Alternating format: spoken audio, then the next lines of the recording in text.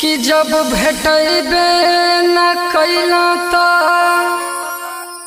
लौकला से का भइल कि कोनो दावे न लहल त फौकला से का भइल। ऐसे में डाढ़ पात फर के फुला जाला हो कि जब भेटैबे न कैला त छौकला से का भइल। देवलास के देवल बाबा के एगो सच्चा भक्त बा। वो भक्त जब दोबारा मिले के होता बाबा से तो उनकरा खातिर कैसे कहत बा, कौना भाव में कहत बा। बड़ी मन करता है बाबा करे के भेट आई मंदिर सबेर तोहर करब हम भेट। बड़ी मन करता है बाबा करे के भेट आई मंदिर सबेर तोहर करब हम भेट। जवन भइल रहे गलती न फेर होई हो तबे सवा बदल के न आई हा ए मोरे बाबा न त चिन्हे में देर होई हो। तबे सवा बदल के न आई हा ए मोरे बाबा न त चिन्हे में देर होई हो।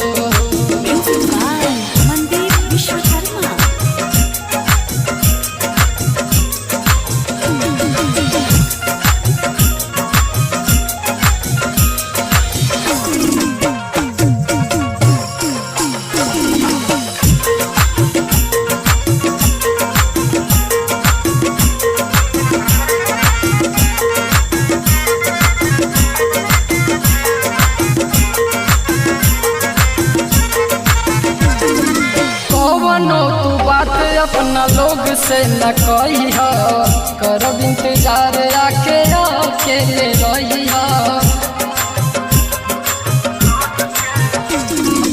कौनो तू बात अपना लोग से न कही हो करब इंतजार आके अकेले रही हो।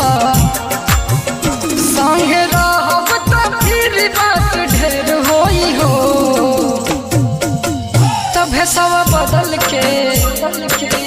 तबे सवा बदल के नाई हा ए मोरे बाबा ना त चिन्हे में देर होई हो। तबे सवा बदल के नाई हा ए मोरे बाबा ना त चिन्हे में देर होई हो।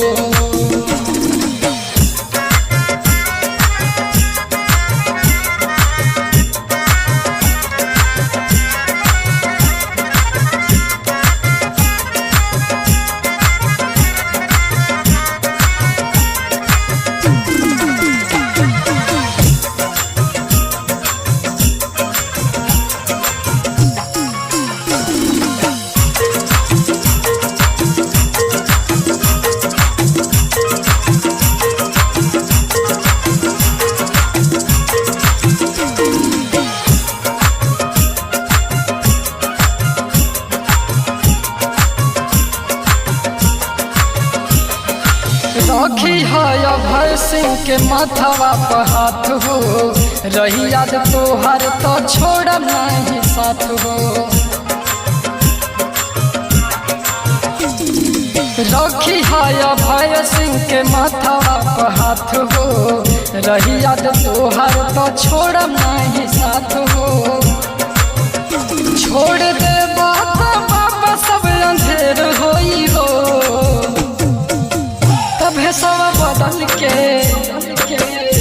सवा बदल के नाई हा ए मोरे बाबा ना त चिन्हे में देर होई हो।